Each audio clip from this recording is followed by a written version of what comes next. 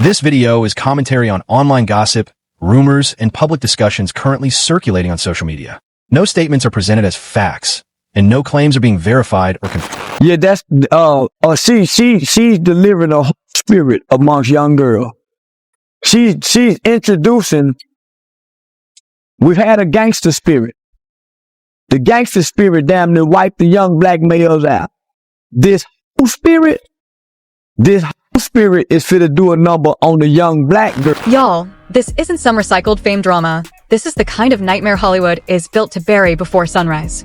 Beyond the velvet ropes, champagne toasts, and perfectly filtered timelines, something much uglier has been quietly circulating, and now, the focus has snapped to an insider who says she's seen exactly how rotten it really is. According to volatile claims now ripping through social platforms, a familiar name tied to both music and film has sparked industry-wide anxiety by alluding to disturbing, concealed health accusations linked to several top-tier celebrities. No identities were stamped in ink, yet the suggestion alone was enough to freeze rooms and start damage control.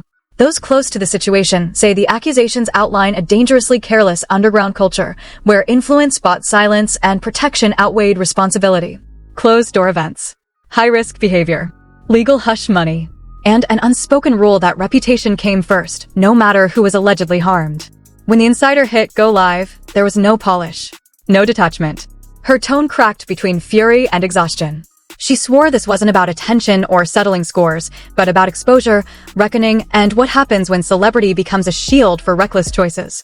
The reaction was immediate and violent. Timelines exploded. Fans began doubting everything. Comment sections turned savage. And long-forgotten whispers, cryptic posts, and erased breadcrumbs started crawling back into view, forming a picture far more unsettling than anticipated. But here's where it turns chilling. Behind the scenes, sources insist the fallout was anything but organic. Pressure surged. Intimidation was allegedly deployed. And influential players reportedly moved fast to smear the voice speaking out, instead of confronting what was said. So now Hollywood is left staring at one brutal question. If even a sliver of this is true, how many truths are still locked away, and who ultimately absorbs the— I bet she got HPV. I bet she done had chlamydia, gonorrhea, trigonometry, crabs, and whatever else that can contract. Hell, you talking about she too motherfucking nasty, mannish, filthy at the mouth, and she ain't got them high dollar weed. Everybody done tough. What began as just another midnight live quickly mutated into something that shook Hollywood's foundation. The kind of incident insiders trade in hushed tones but never put on record. The kind that jolts attorneys awake, sends crisis teams scrambling, and forces powerful names into sudden silence. At the eye of the chaos stands a woman fluent in how this machine works. Not a fame-hungry outsider. Not a faceless account chasing clicks. But someone who moved comfortably behind closed gates, sat in exclusive rooms, and witnessed how silence was purchased and inconvenient truths disappeared. When she finally spoke, it wasn't polished. It wasn't calculated. It sounded weighed down, like someone unloading secrets meant to die in the dark. She didn't point fingers. She didn't have to. Instead, she exposed a pattern, and it was grim. A system where celebrity acts as armor. Where select elite figures allegedly maintain double existences, masking reckless choices with wealth, influence, and manufactured perfection. Spotless in public. Untouchable in private. Her delivery felt less like tea-spilling and more like sworn testimony. She spoke of concealment. Of undisclosed encounters. Of people who trusted icons they'd admired for years. And of how preserving an image allegedly took priority over human fallout. As the live stream continued, something unsettling became clear. This wasn't rage for virality. She was shaken, visibly cracking, like someone reliving chapters she never wanted reopened. She stressed this wasn't about burning legacies. It was about halting a cycle that allegedly endangered unsuspecting people while the industry chose blindness. Then came the response.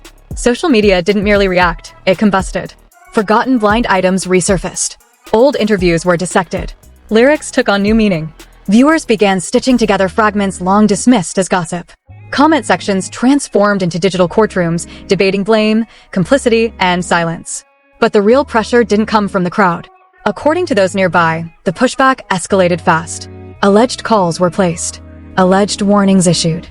Her credibility was attacked within hours. The storyline flipped overnight. The rap game since he was little, just like Weezy. Yeah.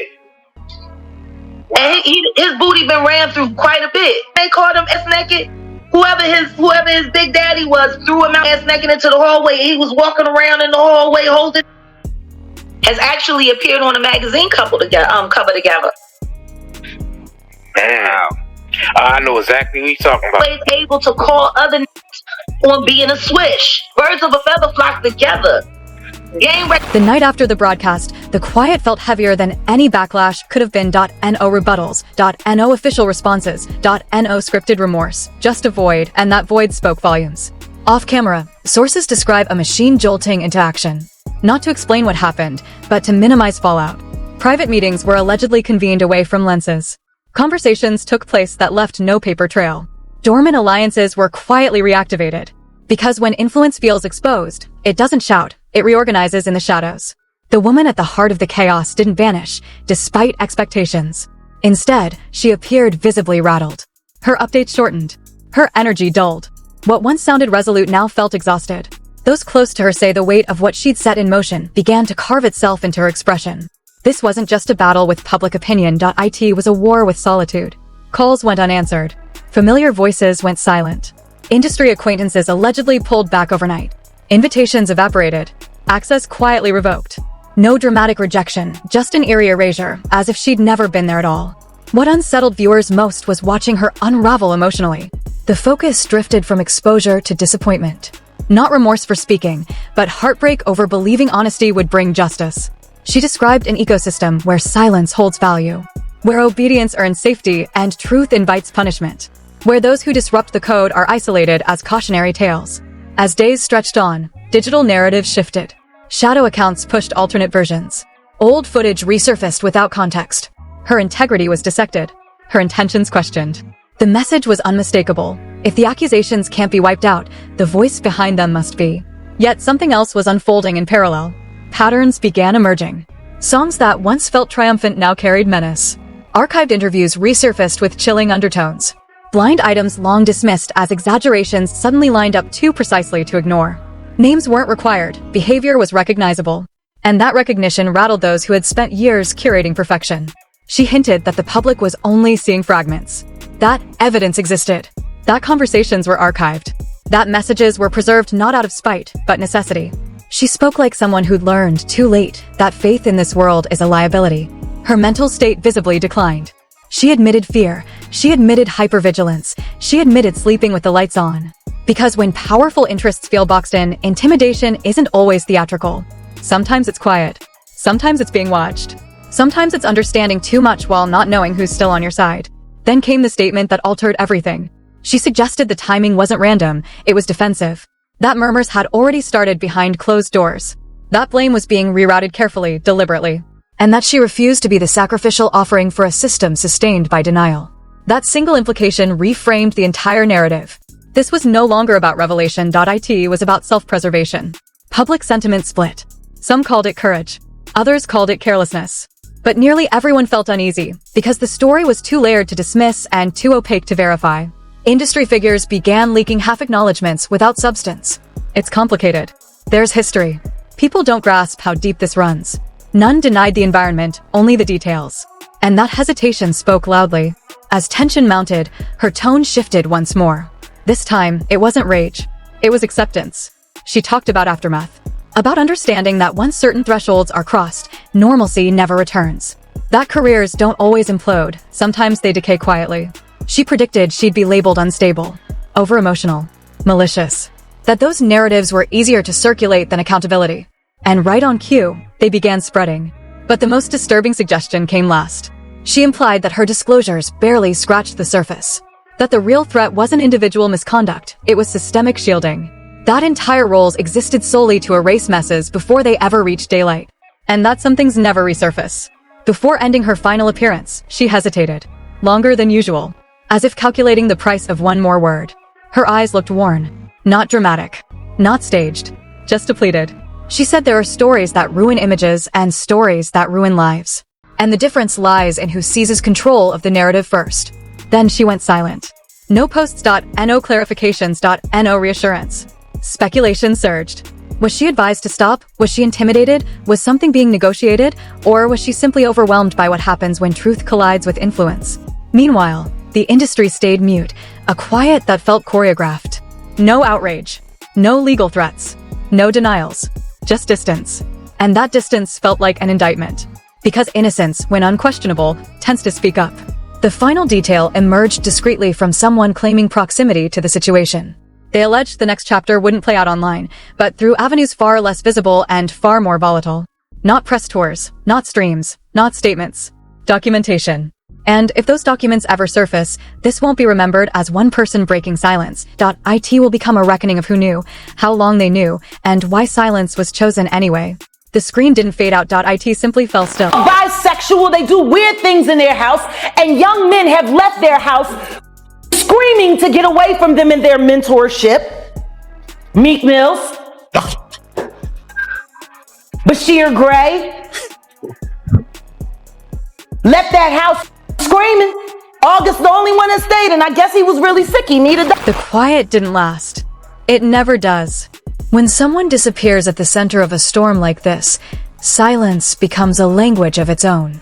Every hour without a post, every unanswered message, every canceled appearance started to feel deliberate. Not peaceful. Strategic. As if something was being decided far away from the public eye. People close to the situation describe a shift, not outward chaos, but controlled pressure. The kind that doesn't scream. The kind that waits. The kind that reminds you, gently at first, who holds leverage and who doesn't.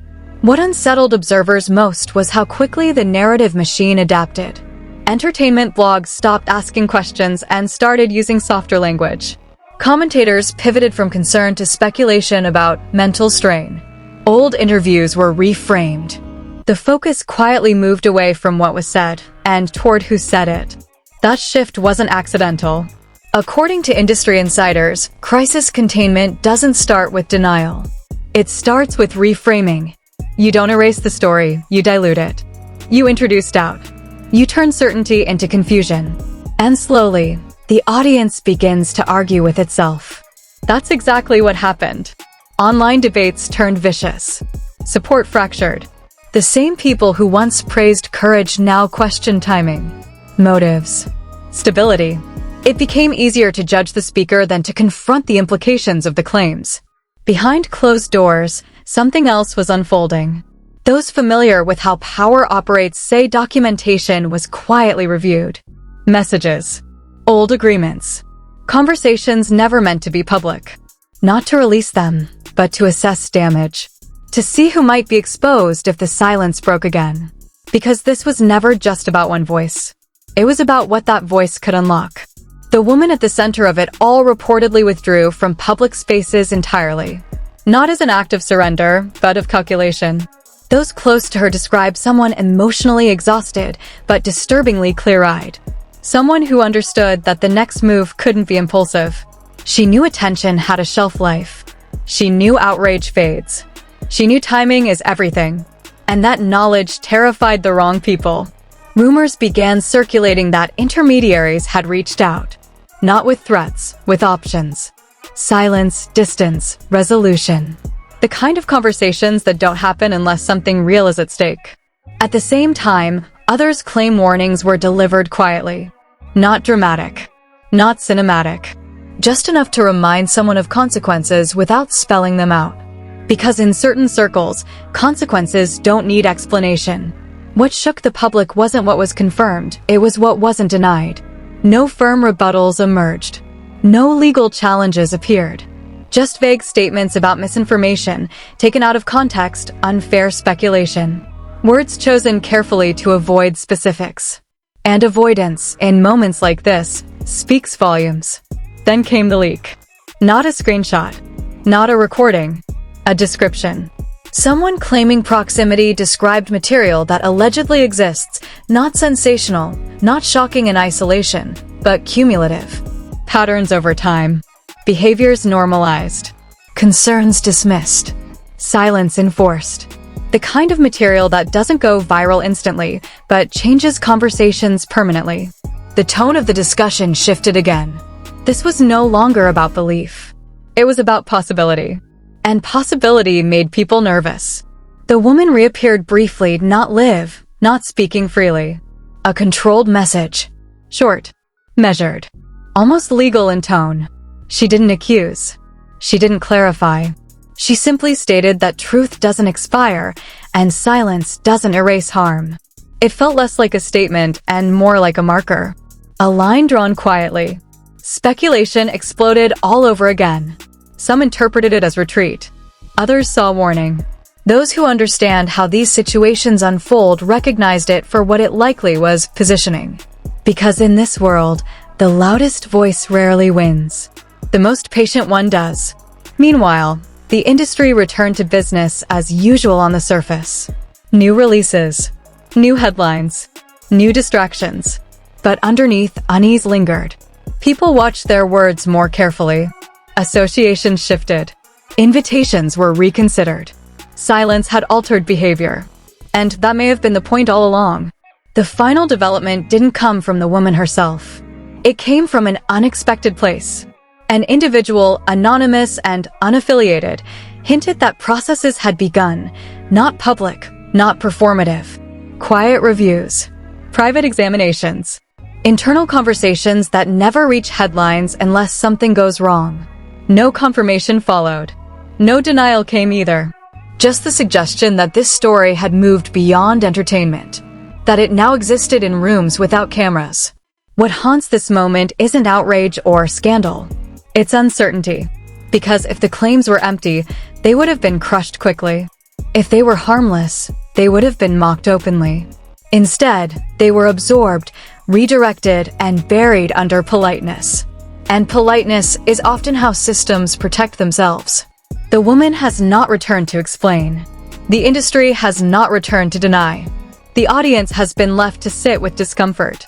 And maybe that's the most honest ending possible. Not closure. Not resolution. Just awareness. Because sometimes the truth doesn't arrive as a confession or a verdict. Sometimes it arrives as a pause long enough for people to realize that the silence they're hearing isn't emptiness. It's pressure. And pressure, given time, has a way of forcing everything hidden to surface. This is where the story stops being entertainment and starts demanding accountability. Because what you've just witnessed isn't a rumor spiraling out of control. It's a system being exposed by its own silence. No dramatic denials. No clear rebuttals. Just carefully managed distance and polished avoidance. And in an industry trained to respond instantly, that hesitation speaks louder than any statement ever could. The tragedy here isn't just one voice risking everything to speak. It's how familiar this pattern feels. How quickly discomfort turns into distraction. How fast truth becomes too complicated once power